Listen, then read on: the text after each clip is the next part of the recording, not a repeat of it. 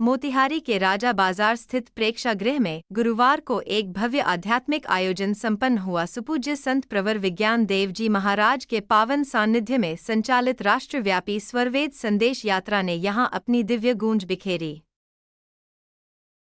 यह ऐतिहासिक यात्रा 29 जून को श्रीनगर के लाल चौक पर तिरंगा लहराकर आरंभ हुई थी और कश्मीर से कन्याकुमारी तक भारत की आत्मिक चेतना को जगाने का संकल्प लेकर निकली है।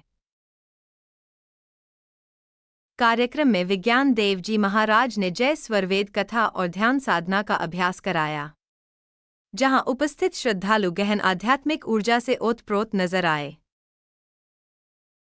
यात्रा का यह पड़ाव आगामी 25 और 26 नवंबर को वाराणसी में होने वाले 25,000 कुंडीय स्वरवेद ज्ञान महायज्ञ के जन जागरण का महत्वपूर्ण अध्याय है, जिसका उद्देश्य है जनवरी से जनवरी तक आत्मिक चेतना का संदेश पहुंचाना और स्वरवेद की अमृतधारा से जीवन को अभिसिंचित करना।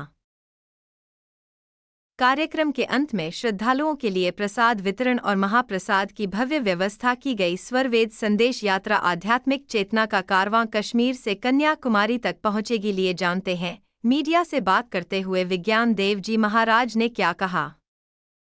कश्मीर से कन्याकुमारी तक का ये यात्रा है, क्या उद्देश्य है इस यात्रा का? राष्ट्रव्यापी स्वरवेद संदेश संकल्प यात्रा का शुभारंभ 29 जून को ऐतिहासिक लाल चौक श्रीनगर कश्मीर की धरती से तिरंगा फहराकर किया गया है।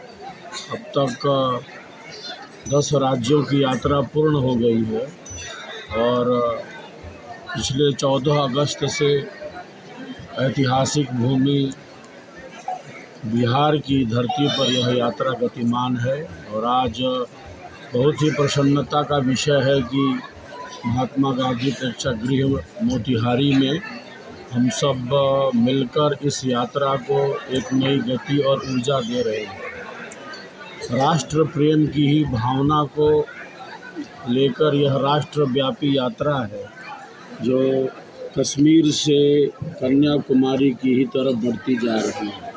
हमारी भारतीय संस्कृति अत्यंत समृद्ध है, जिसने हमें आध्यात्मिक जीवन मूल्यों को प्रदान किया है। भारतीय संस्कृति के व्यापक प्रचार प्रसार के लिए अद्भुत महायज्ञ आगामी 25-26 नवंबर को स्वरवेद महामंदिर धाम उमरहा वाराणसी के प्रांगण में संपन्न होने जा रहा है।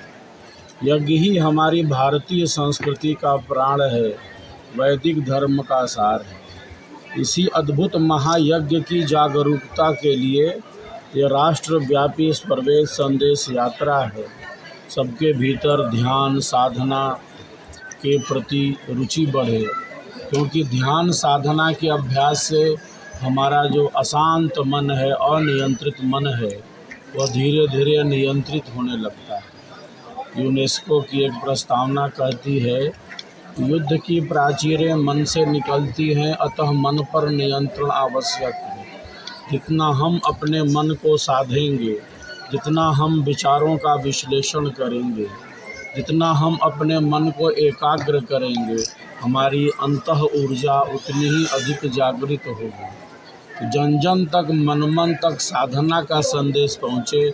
हमारे ऋषियों, महर्षियों, महापुरुषों का यह दिव्य संदेश पहुँचे कि साधना से, सत्संग से, सेवा से हम अपने जीवन का संपूर्ण निर्माण कर सकते हैं, भौतिक एवं आध्यात्मिक। तो आज मन पर नियंत्रण न होने से ही समाज में विसंगतियाँ दिखती हैं, अशांति दिखती है।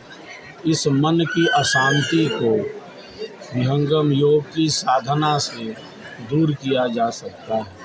साधना के व्यापक प्रचार प्रसार के लिए, महायज्ञ की जागरूकता के लिए, सबको धर्म अध्यात्म की दिव्य सनातन संस्कृति से जोड़े रखने के लिए यह राष्ट्रव्यापी स्वरवेद संदेश संकल्प यात्रा है, जो 40,000 किलोमीटर की दूरी सड़क मार्ग से तय करेगी। अब तक लगभग 17,000 किलोमीटर तक की यात्रा हो चुकी है और आज मोतिहारी में आकर बहुत ही आनंद एवं प्रसन्नता का अनुभव हो रहा है। दृष्टि की ज़रूरत है।